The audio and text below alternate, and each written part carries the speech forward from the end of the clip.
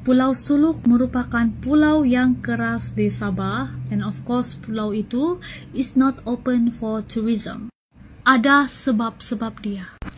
Kisah ini di-share oleh Rika Genesis, di mana dia temu ramah seorang angkol ini. Okey, ini dipanggil beliau sebab dia ada experience lah mengendalikan sana di pelabuhan Jesselton.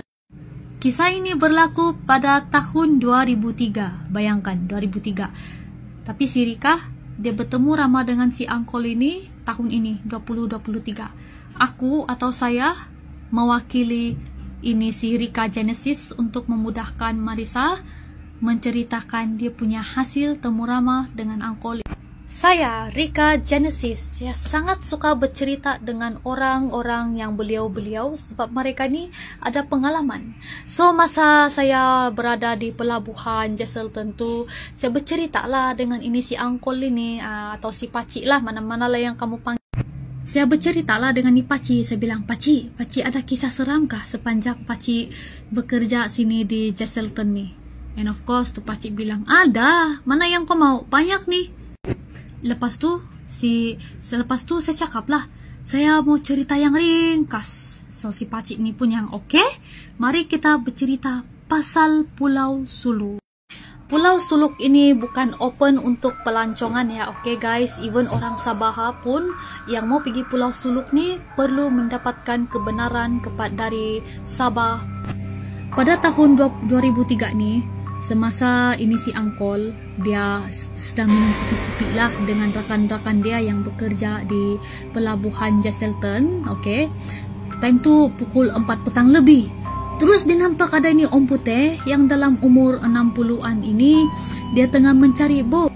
Si pakcik ni, dia tanyalah si orang putih tu, cakap saja dalam Melayu ya, dia bilang, ada apa saya boleh bantu? Lepas tu ini orang putih, dia bilang, dia mau pergi Pulau Suluk. Lepas yang kawan-kawan di sana dengar pasal Pulau Suluk tu, dorang pun terdiam lah. Ya, sebab kalau pas cakap pasal yang Pulau Suluk tu, memang orang semua tahu tempat itu pulau memang keras. Pergi di sana pun orang tidak berani, apatah lagi kalau kasih parking itu bot di pesisiran pantai. Lepas tu ini si pakcik dia kasih jelas lah sama itu orang putih. Dia bilang dorang tidak berani pergi sana, apatah lagi yang petang-petang pukul yang 4 petang lebih lagi sebab tempat itu keras. And then ini orang putih bilang, alah itu semua ilusi sahaja, itu otak kita saja itu yang cipta-cipta gambar. Lepas tu ini pakcik dia bilang, okey, besok pagilah. Lepas tu orang putih bilang, tidak. Saya mau sekarang juga. Adakah private boat di sini? Tu orang putih bilang. Tapi ini si pakcik dia tidak mau.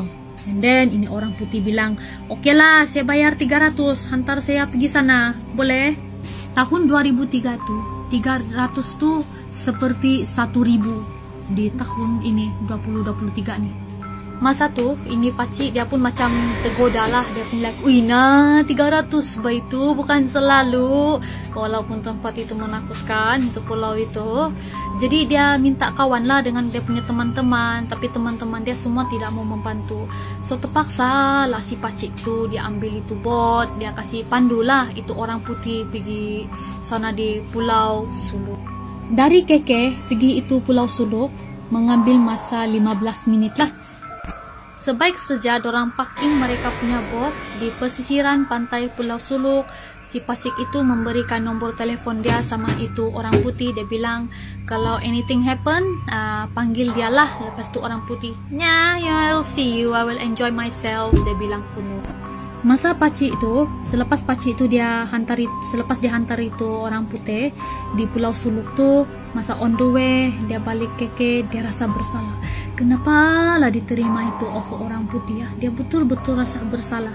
Even dia sampai di rumah pun dia rasa bersalah. Dia mendoakan semoga orang putih itu baik-baik sahaja lah.